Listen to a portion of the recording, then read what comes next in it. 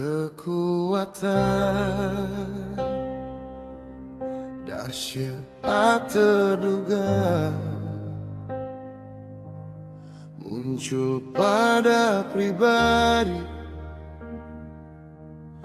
yang tahu benar pada tujuan hidupnya. Putra Indonesia, anak semua bangsa, semangatmu takkan luntur diterpa hujan, tak akan padam ditelan badai, akan abadi sampai jauh di kemudian hari.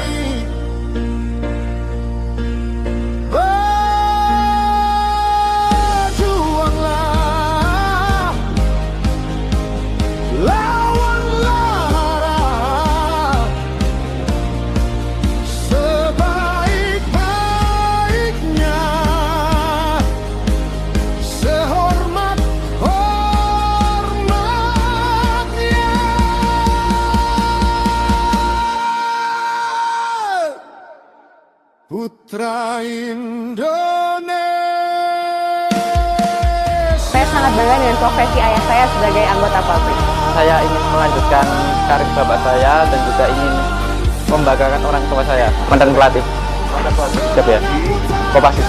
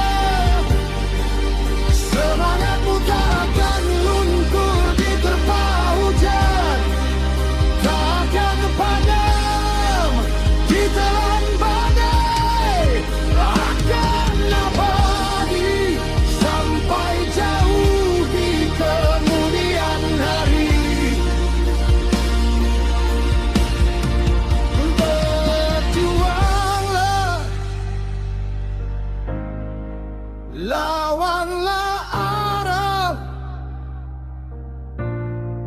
sebaik-baiknya, sehormat-hormatnya. Kesikasnya dosen.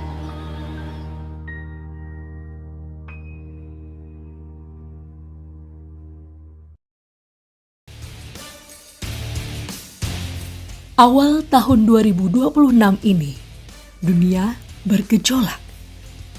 Ada perang dalam skala besar yang melibatkan negara-negara adidaya. Perlombaan senjata memberi dampak cukup besar dalam kehidupan. Dan harus kita akui, Indonesia terkena imbasnya. Saatnya kita memunculkan kesadaran ideologis tentang di manakah posisi politik kita. Bagaimanakah diplomasi maupun kemampuan deteren kita sebagai sebuah bangsa yang besar ditunjukkan. Teman-teman, pernahkah kita berpikir bahwa Indonesia akan diserang oleh negara lain? Dan jika itu terjadi, negara manakah yang akan membantu kita? Jawaban kalian mungkin akan beragam, tapi akan lebih masuk akal jika kita sendiri, putra-putri Indonesia, yang menyiapkan diri untuk membela negara. Jadi siapapun kita, apa peran kita dalam geopolitik global yang sangat asimetris? Mari kita belajar menyatukan langkah demi Indonesia. Terasa sangat benar rasanya bahwa Presiden Prabowo mencantumkan posisi penting ideologi bangsa dalam Astagita. Semua komponen bangsa kembali terbangun untuk menyadari arti strategisnya dalam dunia global yang seolah tanpa sekat. TVRI Jawa Tengah menerjemahkan konsep itu dalam program ini. Anak semua bangsa. Agar anak-anak sekolah dengan beragam karakter, beragam kemampuan dan kelebihan bisa lebih menyatu untuk memajukan Indonesia dalam segala bidang. Di gelombang pertama audisi Anak Semua Bangsa, sampel yang dipilih produser adalah siswa-siswa SMA dan SMK dari Kota Magelang. Tiada alasan khusus, mungkin hanya sebuah kebetulan saja, bahwa cabang Dinas Pendidikan Wilayah 8 Provinsi Jawa Tengah yang memberikan tanggapan positif atas program yang juga didukung oleh Kodam 4 Diponegoro ini. Di bagian awal, produser melakukan brainstorming dengan calon peserta kemah Sabtu Minggu untuk acara Anak Semua Bangsa. Titik penting dari obrolan santai namun penuh makna ini adalah agar kita mendapatkan keberagaman sebagai potret dari Indonesia yang berbineka tunggal ika.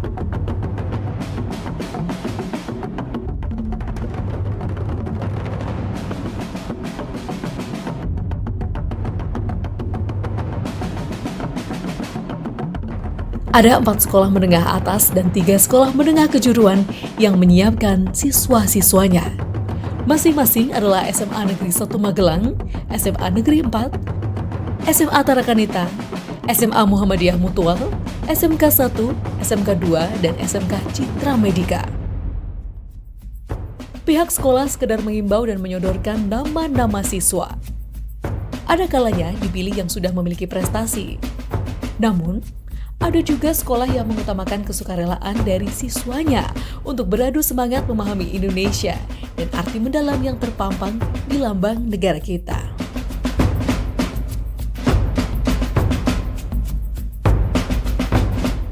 Kami ingin memberikan yang terbaik untuk bangsa ini, jadi kami memberikan kesempatan untuk anak-anak yang berprestasi. Walaupun tidak menutup kemungkinan, sebenarnya semua mempunyai hak, tapi ketika saya mendapatkan kabar yang jago ini, berarti saya harus memberikan yang terbaik untuk sekolah ini dan program pemerintah.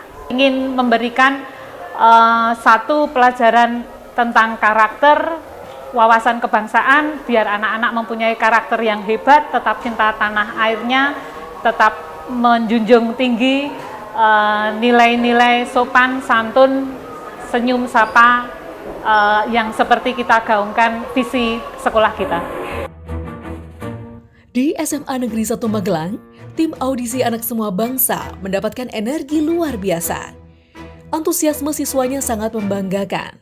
Yuk, kita kenalan dengan siswa termuda yang lolos audisi kali ini.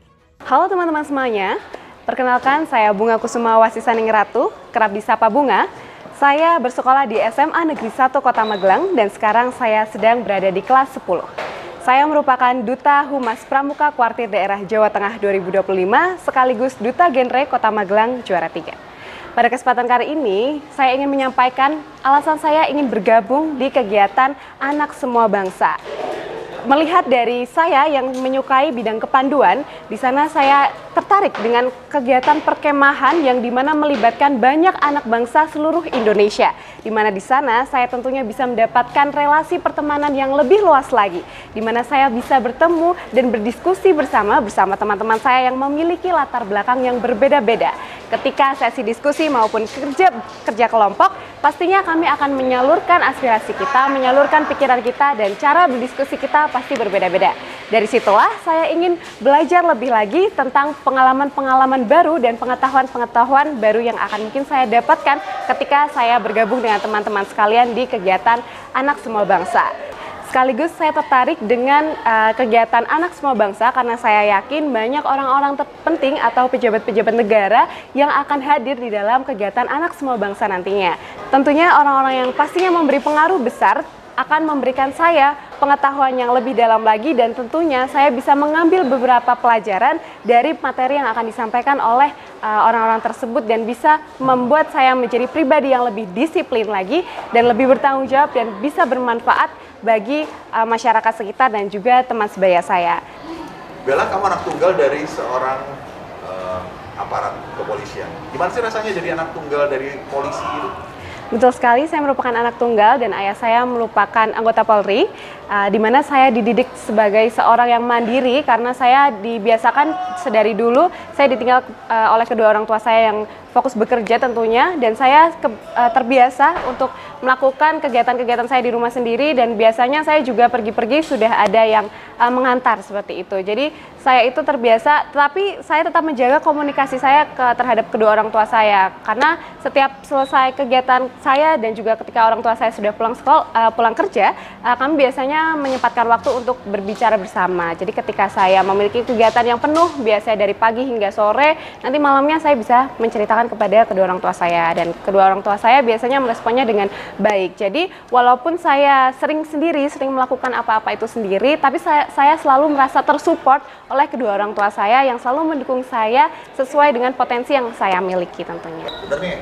Iya, karena tadi saya selalu menjaga komunikasi saya, karena saya tahu orang yang paling dekat dengan saya merupakan kedua orang tua saya. Jadi saya yakin jika saya memiliki komunikasi yang baik dengan mereka, hari-hari saya akan berjalan lebih lancar, karena mereka juga tahu saya lebih baik, tahu yang terbaik untuk anaknya ketika saya membutuhkan saran, ketika saya mungkin sedang lelah dengan kegiatan saya, atau mungkin saya mendapatkan sedikit rintangan dan masalah, saya berdiskusi dengan orang tua saya dan saya nyaman akan hal itu. Seperti itu. Challenging questions, nggak usah pakai hati ya. Oke.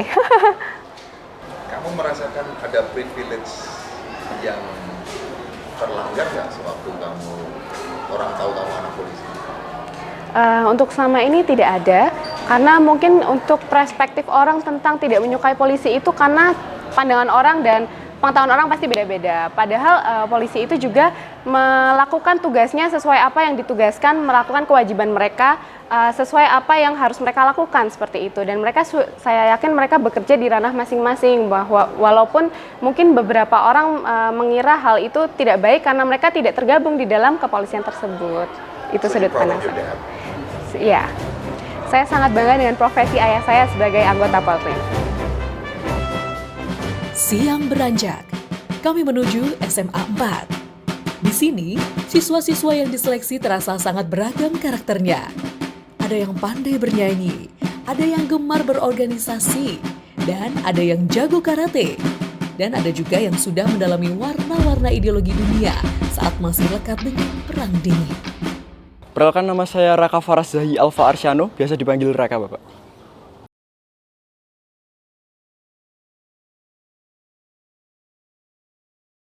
Menurut saya, Bapak, kita harus melihat dari kemungkinan siapa musuh yang kita hadapi, Bapak. Kalau memang dia dari track recordnya bisa diajak untuk berdialog, maka kita bisa mengedepankan dialog itu. Tapi ketika itu sia-sia, lebih baik kita pasang badan sebelum kita digempur habis-habisan.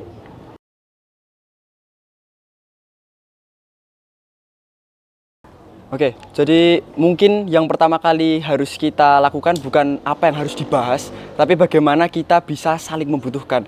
Jadi ketika kita ingin memenangkan dialek tersebut, maka kita harus membuat mereka yang membutuhkan kita terlebih dahulu, bukan kita yang membutuhkan mereka. Karena ketika sebaliknya, dialek itu justru akan kembali kepada diri kita sendiri sebagai peluru bermata dua, Bapak.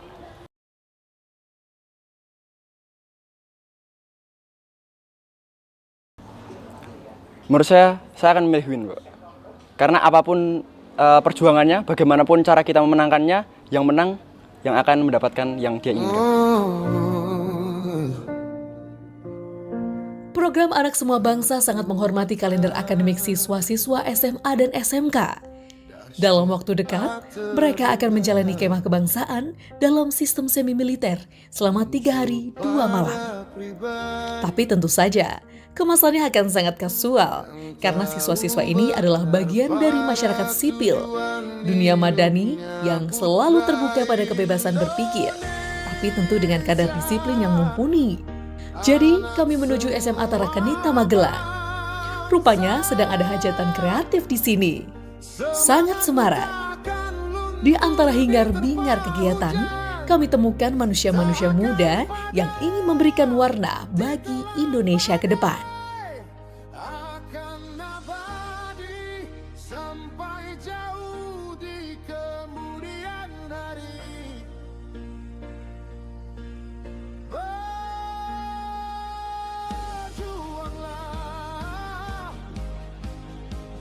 lawanlah. Perkenalkan, nama aku Selinda Rusiana Ramayu, biasa dipanggil Selin. Aku kelas 11-3 di sini, jurusan IPS. hobi aku banyak, cuman kebanyakan itu menjurus ke kesenian. Kesenian. Iya. Kalau boleh tahu spesifik kesenian apa yang paling kamu sukai? Yang paling aku sukai itu menggambar, melukis, ya doing something different. Kalau boleh tahu kamu melukis dari umur berapa ya? Maksudnya kamu sadar kamu melukis tuh kamu tahu sendiri atau dari orang tua ngeliat, wah ini anakku yang potensi nih. Kebetulan dari diri sendiri sih. Waktu itu udah mulai dari TK, memang udah suka coret-coret. Oke, nah untuk coret-coret itu kamu mulai di mana awalnya dulu? Masih ingat nggak? Apa coret-coret di tembok Iya, kayak? di tembok kayak kenakalan anak kecil gitu ya. Cuman sama orang tua mungkin dikasih kertas suruh gambar di kertas. Oke, berarti kamu kan dulu suka ya coret-coret di tembok, dimulai dari situ kayak kan ada kayak keasikan sendiri ya Iya, benar. waktu kecil. Nah, menurut kamu nih, kamu setuju nggak kalau ada anak-anak di jalanan buat coret-coret di tembok kayak buat graffiti, mural atau kayak gitu? Menurut lu gimana pandanganmu sama anak-anak yang coret kayak gitu? Kalau untuk anak-anak yang mempresentasikan karya-karyanya untuk graffiti di jalanan, itu aku bisa setuju, bisa tidak, itu tergantung tentang di mana mereka meluapkannya. Karena kadang kan ada yang di toko orang yang merusak fasilitas orang, tapi kalau mereka melakukannya itu di tempat atau bangunan yang rusak atau yang harus memang bagus untuk diperbarui lagi, itu aku setuju aja. Malah menambah nilai seni. Menambah nilai seni. Nah, itu kan meskipun itu kegiatan terlarang ya kalau di Indonesia ya. Nah, menurut kamu tuh gimana sih? Maksudnya membuat graffiti, buat mural itu kan nggak biaya yang murah kan? Mereka kayak butuh perlengkapan pilek lah atau apa dengan cat-cat yang lain. Nah, menurut kamu tuh gimana sih? Sebenarnya anak-anak itu tuh emang sengaja iseng aja atau dia mau meluapkan karya seninya gitu? Kalau selama aku lihat mural-mural kayak gitu yang ilegal, itu aku lebih melihat mereka melakukan itu dengan tujuan tertentu. Entah itu kritik untuk presiden, kritik untuk pemerintah sekitar, atau memang mereka ingin jail aja sih. Cuman kebanyakan emang untuk mengkritik pemerintah sekitar. Kebanyakan untuk mengkritik yang selama ini kamu temuin ya? Iya. Tapi kan untuk anak yang, maksudnya kayak anak-anak kayak kamu yang suka jiwa seni gitu kan, kamu mengapresiasi kan? Maksudnya kayak bener-bener mengapresiasi, oke, nggak apa-apa. Tapi menurutmu pandanganmu ke orang lain gimana? Yang orang itu nggak suka seni, kamu di pihak yang mana gitu? Kan kamu juga harus bisa netral. Iya, aku juga bisa netral kalau memang seni itu bukan seni yang mereka tujukan, itu tidak menjurus ke hal yang menguntungkan, tapi justru malah merugikan pihak orang. Kan kalau merugikan juga nggak bisa dibilang sebuah karya seni ya. Gitu sih. Menurut kamu untuk anak-anak yang kayak gitu, baiknya diapain? Apa langkahmu? Langkah yang tepat untuk orang-orang kayak gitu sih, kalau menurut aku butuh penanganan langsung dari pihak berwajib ya. Jadi kalau memang ada yang nakal kayak gitu ditangkap, dan kalau memang mereka ingin mengeluarkan apa yang mereka ingin sampaikan, itu bisa difasilitasi dengan lebih baik daripada untuk merusak tempat orang lain.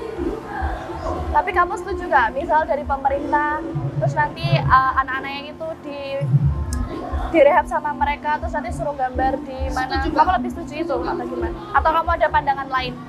Enggak sih, setuju banget. Karena jujur rumah aku sendiri itu pernah kena mural kayak gitu, dan itu merugikan banget. Ya. Keberagaman Indonesia yang dikagumi oleh dunia adalah bahwa agama-agama bisa hidup berdampingan. Usai dari SMA Tarakan Nita, kami menuju SMA Muhammadiyah Mutual. Ada seorang cowok yang menarik perhatian produser anak semua bangsa. Siswa ini terlihat sangat serius mengikuti audisi. Posisi duduknya tegap bagai seorang taruna. Ternyata dia adalah seorang anak kolong. ayahnya prajurit TNI dalam kesatuan yang sangat strategis. Saking strategisnya, sang ayah tidak pernah menceritakan di manakah beliau ditugaskan. Wow! Perkenalkan, nama saya Fadlan Nizal Aditya. Nama panggilan saya Fadlan.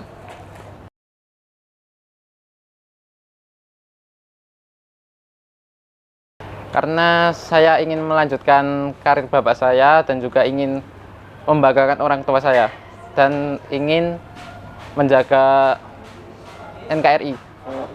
Bapak tentara? Siap, mantan pelatih. Mantan pelatih? Siap ya. Di? Kopassus. Kamu anak nomor berapa? Ya. Anak nomor berapa? Anak ketiga, terakhir. Terakhir. Sudah ada yang jadi tentara juga? Kakak enggak tentara. Cewek semua.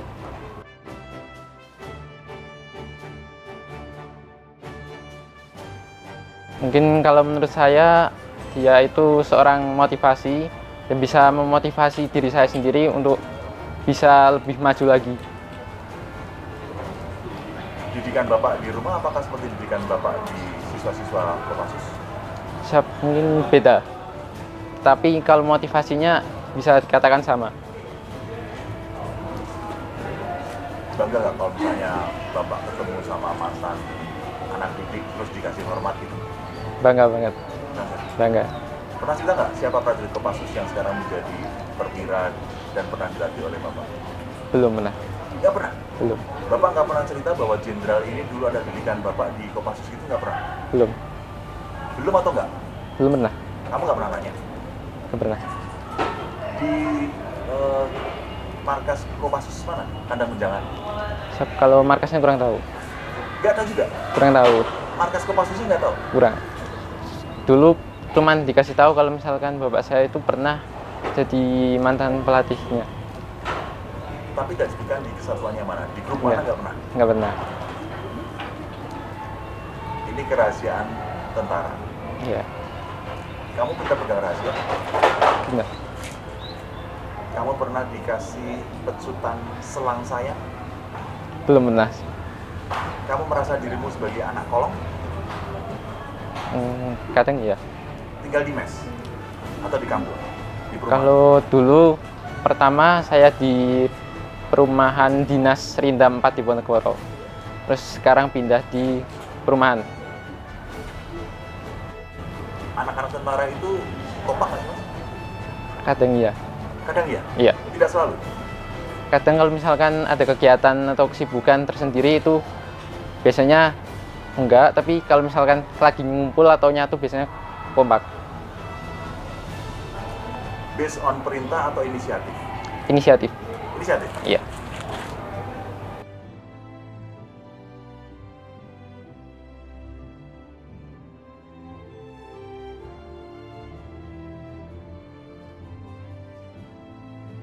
Pangkat tertinggi yang ingin saya dapetin Letnan Kolonel. Hah? Letnan Kolonel.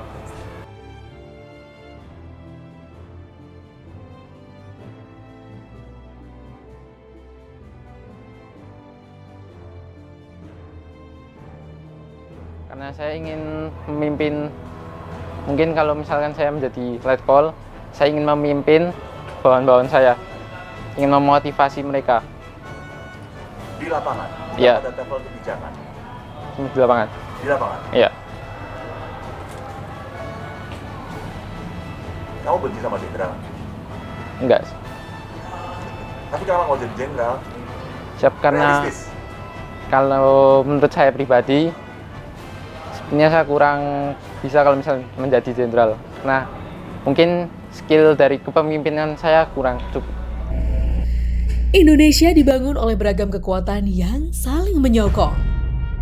Kami sangat bangga saat datang ke SMK Negeri 1 Magelang. Kadar disiplin mereka yang dididik kemampuan vokasinya sedemikian terlihat saat kami masuk di aula sekolah. Mereka sedemikian kompak. Kemampuannya merata, jadi agak sedikit sulit memilih 5 orang dari belasan siswa yang selalu sanggup mengerjakan apa yang diperintah oleh guru. Jadi sekarang giliran saya untuk menggunakan intuisi menyeleksi siswa-siswi hebat ini. Halo, boleh kenalin diri kamu dulu sebelumnya? Ya, perkenalkan nama aku Andrea Excelin Sandra. Aku dari kelas 10 Desain Komunikasi Visual A. Kenapa sih kok mau ambil jurusan di kafe? Awalnya itu kelas 7, saya sempat mau masuk ke jurusan seni. Jurusannya itu ada di Jogja, jadi saya nggak diperbolehkan. Terus setelah tahu kalau di kelas 8 ini ada jurusan Desain Komunikasi di SMK 1, saya jadi mulai tertarik, terus saya memutuskan SMA atau SMK bakal lanjut di sini. Kalau boleh tahu seni apa tuh yang kamu minatin dulu? Dulu saya sempat minat sama seni musik.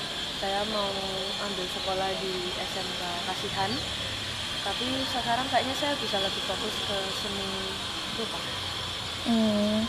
Kalau untuk kesenian Jawa gitu, bisa nggak? Atau pencapaian kamu di bidang seni?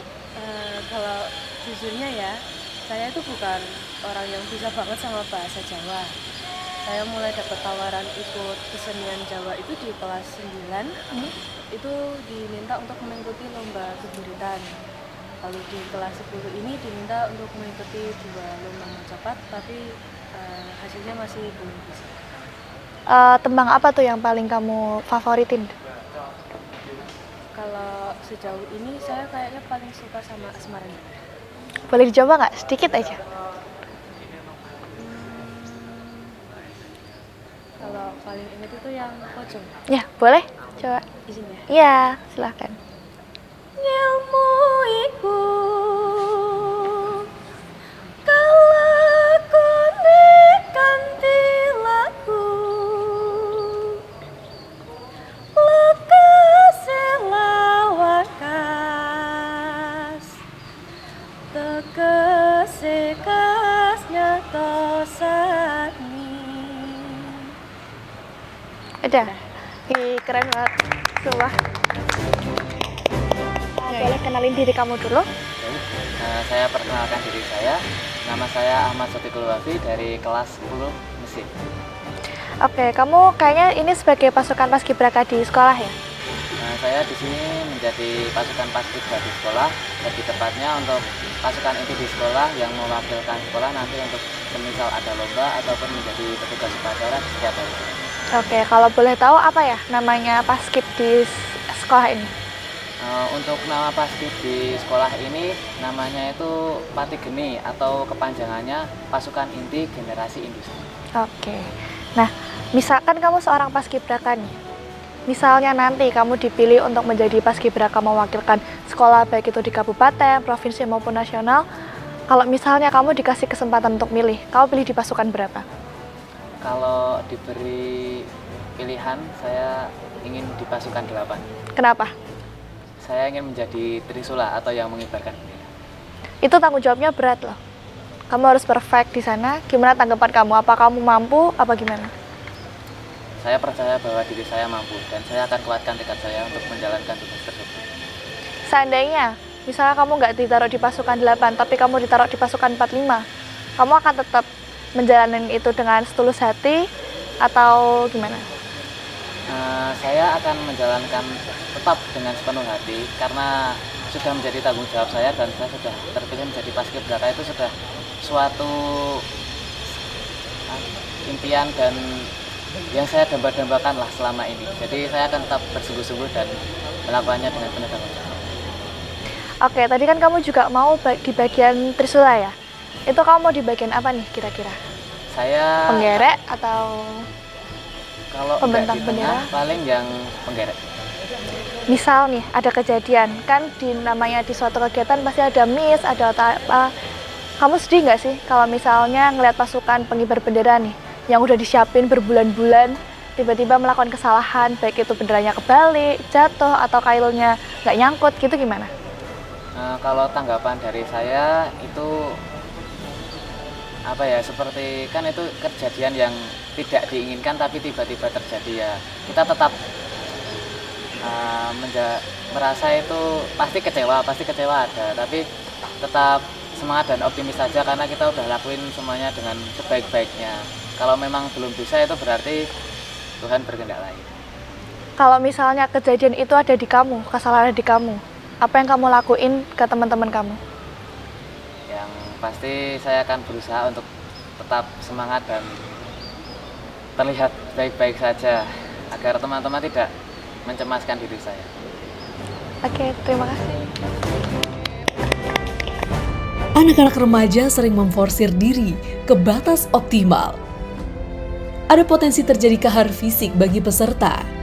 Jadi cukup asyik bagi kami saat Cabang Dinas Pendidikan Wilayah 8 Jawa Tengah juga memberikan kesempatan bagi siswa-siswi SMK Citra Medika untuk terlibat. SMK ini terkenal karena menyiapkan bekal bagi calon-calon tenaga medis. Ceweknya cantik-cantik. Untungnya ada seorang siswa tengil yang kami pilih karena potensi lawakan dan kekonyolannya. Kamu kelas berapa? Jurusan apa? Masih kelas 10, jurusan farmasi. Kenapa kamu kok mau ambil farmasi? Karena ingin jadi apoteker aja sih. Mau jadi apoteker? Iya. Kenapa kok kamu sangat pengen jadi apoteker? Yang diincarkan cuannya. Oke. Misalnya ada teman kamu yang kecelakaan, apa yang kamu lakuin? Bantu. Bantunya dengan apa? Teknis lah. Teknis. Ya mungkin bisa dipinggirkan ke tempat yang aman dulu gitu. Terus bisa memanggil orang untuk membantu juga gitu kan. Kenapa memanggil orang untuk membantu sedangkan kamu punya dasarnya? Supaya bantunya lebih gampang aja. Misalnya ada orang kecelakaan dan dia mengalami mungkin ada retak atau patah tulang dan juga ada pendarahan, mana yang akan kamu lakukan terlebih dahulu? Langkah pertamamu. Telepon dokter.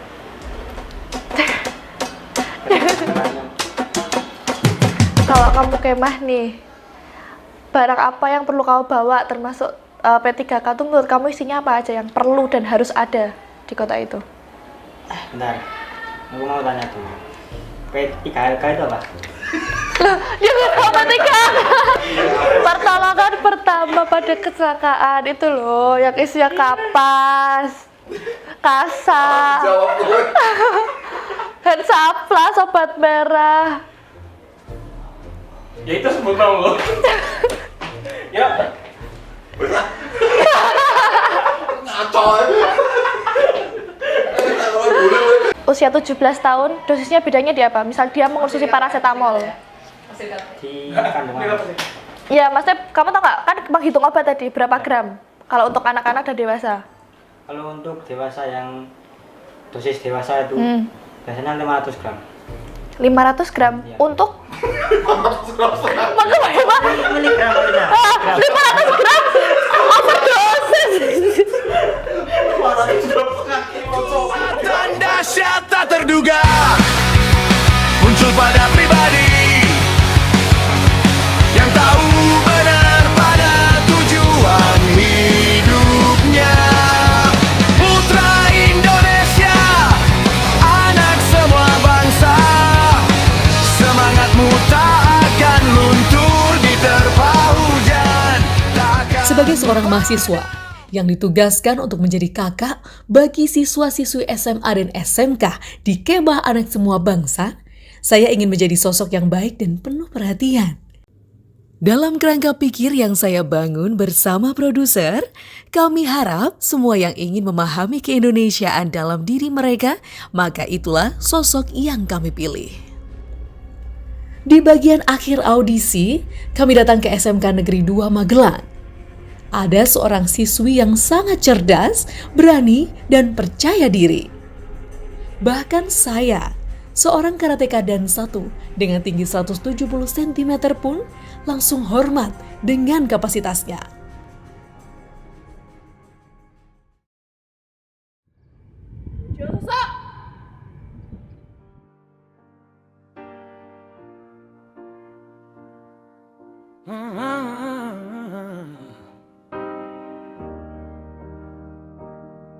Kekuatan dahsyat tak terduga muncul pada pribadi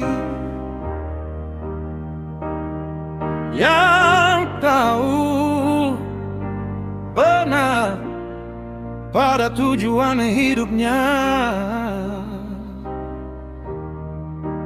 Putra Indonesia, anak semua bangsa, semangatmu tak akan luntur diterpa hujan, tak akan padam ditelan badai, akan abadi sampai jauh di kemudian hari. Berjuanglah, lawan larang sebaik-baiknya, sehormat-hormatnya. Wow. Hey. Wow. Putra Indonesia, anak semua bangsa, semangatmu tak akan luntur diterpa hujan, tak akan panas ditelan badai, lawan abadi sampai jauh di kemudian hari. Berjuanglah, lawan larang sebaik-baiknya, sehormat-hormatnya.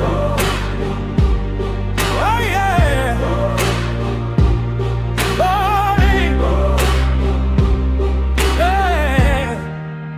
Putra Indonesia, anak semua bangsa, semangatmu tak akan luntur diterpa hujan, tak akan padam ditelan badai, akan abadi sampai jauh di kemudian hari.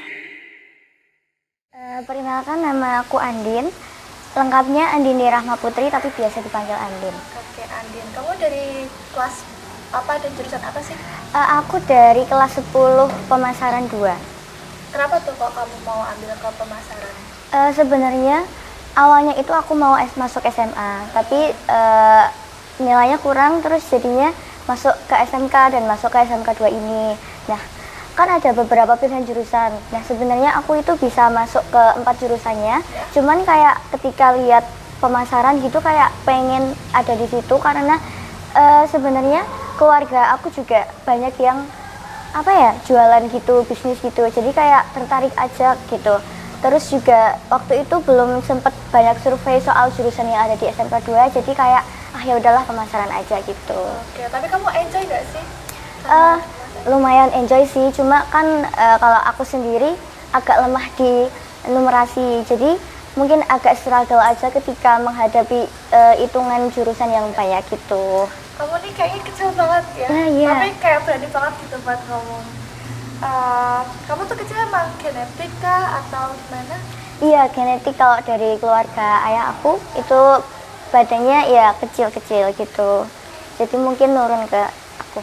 Tapi kamu ada kesusahan nggak selama ini dengan badanmu yang mungil mungkin? Mungkin kesusahannya dari segi cari baju biasanya. Soalnya kalau misalnya ikut yang ukuran kecil, biasanya itu masuknya anak-anak, terus bermotif, terus biasanya juga kayak ukurannya mungkin pas, tapi panjangnya itu kurang panjang.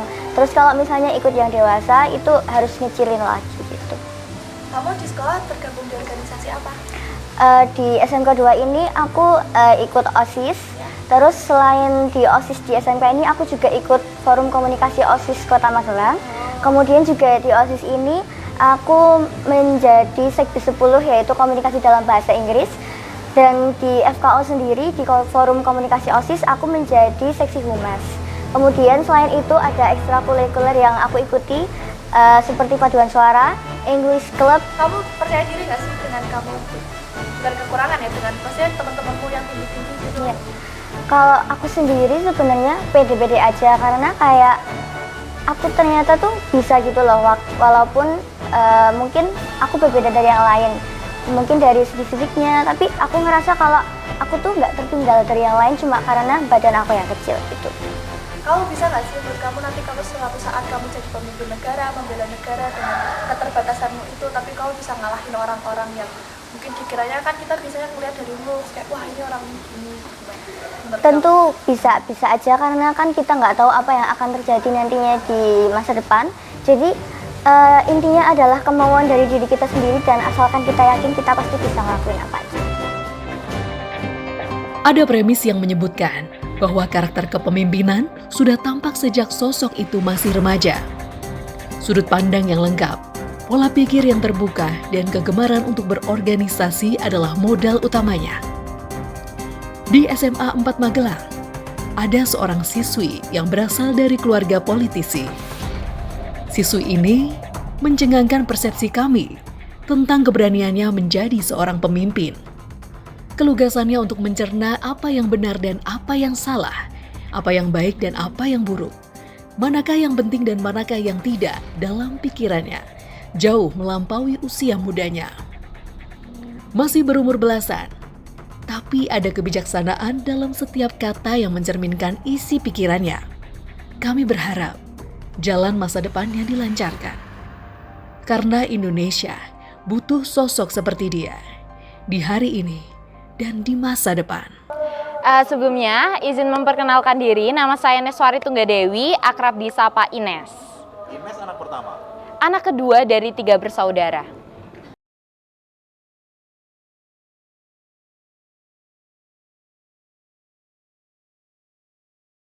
Kebetulan dulu orang tua saya jadi dewan waktu saya masih kecil, Pak. Saya kan kelahiran 2009. Bapak saya waktu itu jadi dewan ketika saya masih balita. Jadi saya juga belum mengerti tentang hal-hal semacam itu. Kebetulan memang background keluarga saya asalnya dari politisi. Seperti itu. Pengen jadi politisi nggak? Kalau untuk saat ini belum, tapi saya sangat punya minat yang besar di organisasi. Karena baik dari dulu kakek saya, bapak saya, kakak saya, dan saya sendiri, bahkan adik saya juga banyak berkecimpung di organisasi. Kamu bilang organisasi. Apakah itu sudah mewujud menjadi network?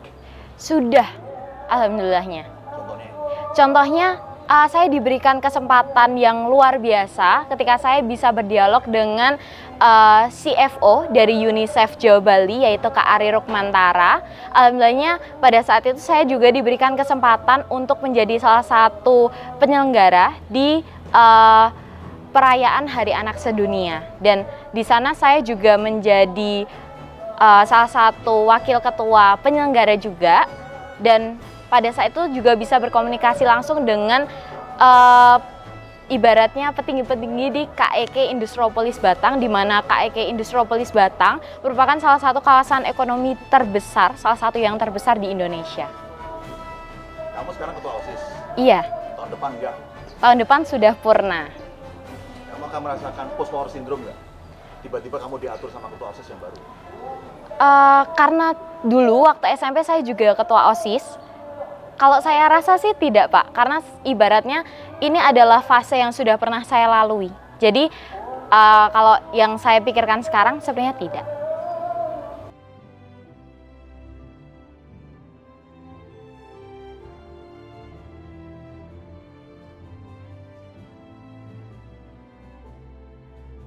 Saya pilih menjadi pemimpin. Apa privilege-nya pemimpin sih? Privilege menjadi seorang pemimpin itu adalah ketika kita belajar untuk memahami bahwasannya lingkungan kita itu bukan homogen tapi heterogen. Nah, dari sana kita belajar dan juga mencoba mengertilah kalau misalkan pandangan kita itu belum tentu sama di mata orang. Jadi misalnya kita saat ini melihat satu titik yang sama, tapi karena di situ ada beberapa kepala dan ada beberapa mata, bisa jadi yang ditangkap itu bukan satu hal yang sama, tetapi akan menghasilkan suatu hal yang lebih luar biasa dibandingkan apa yang kita lihat seperti itu. Sudah terima MBG berapa bulan? Seingat saya dari Desember sih, Pak, jadi kurang lebih hampir 2 bulan ini. Apa komentarmu tentang MBG? Kalau untuk MBG, mungkin yang saya amati juga ya, observasi di media sosial, karena saat ini kan What do you feel? Oh, what do you eat? Do you eat that? Yang saya rasakan. Makan nggak? Iya, saya makan. Habis? habis, alhamdulillah. Dan rasanya Kak? Nah, yang mau saya coba sampaikan ya mungkin. Jadi untuk MBG sendiri sebenarnya adalah program kerja yang bagus. Tapi mungkin dalam pelaksanaannya itu diperlukan banyak sekali evaluasi dalam lapangan. Salah satunya adalah yang saya dapati ketika saya merasakan langsung apa itu MBG. Pertama kali bisa dibilang harus ada koreksi rasanya sih waktu itu. Jadi bisa dibilang rasanya cukup hambar, kemudian untuk variasi menunya itu sudah bervariasi, tapi beberapa kali yang saya dapati itu untuk porsi, ibaratnya kalau misalkan untuk anak-anak seusia kami yang banyak beraktivitas, sepertinya menjaga atau memberikan energi dalam seharian penuh itu kurang. Iya. Pilih MBG atau Jumat Berkah? Saya pilih MBG. Kenapa? Gimana? Kenapa? Karena kalau Jumat Berkah kan cuma seminggu sekali, MBG kan setiap hari.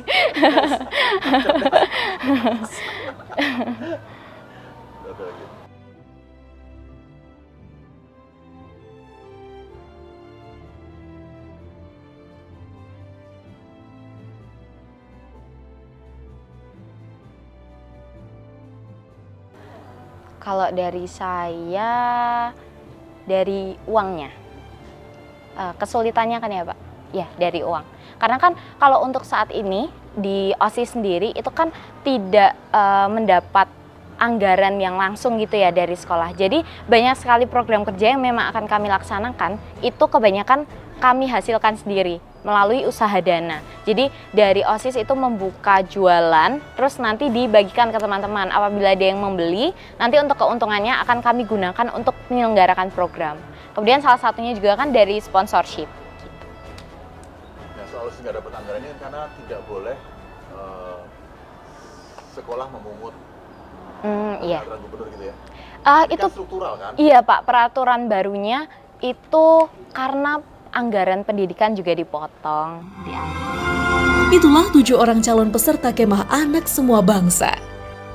Masih ada 28 orang lagi yang akan kami tampilkan profilnya dalam episode berikut. Seraya kita menyesuaikan kalender akademik dan matangnya silabi pendidikan ideologi yang pas bagi mereka. Nantikan episode berikut dan bagaimanakah cerita siswa-siswi hebat ini saat menjalani kemah kebangsaan yang penuh cerita.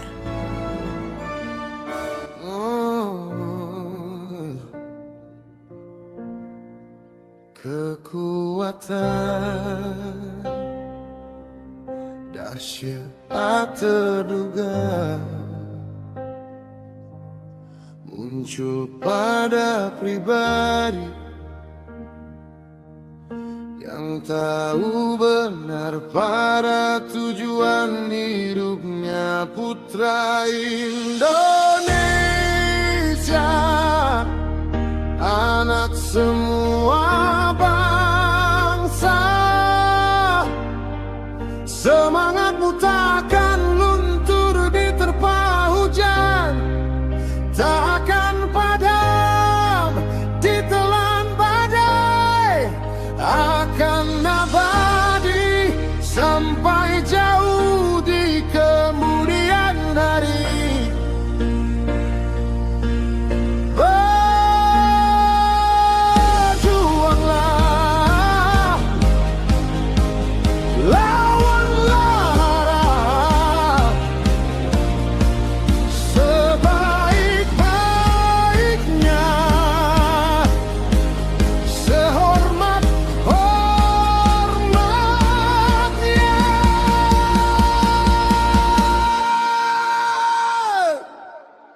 Putra Indonesia. Saya sangat bangga dengan profesi ayah saya sebagai anggota pabrik. Saya ingin melanjutkan karir bapak saya dan juga ingin membanggakan orang tua saya. Mantan pelatih. Siap ya? Kopassus.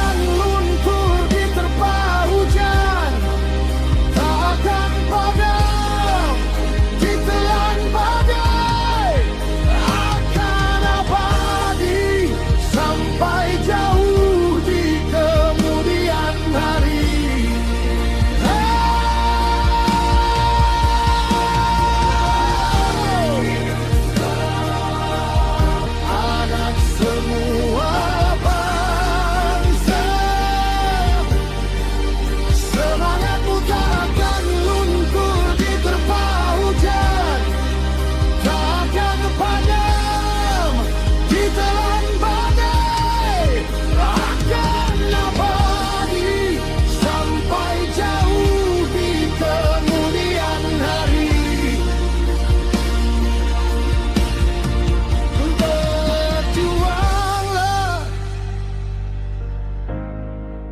Love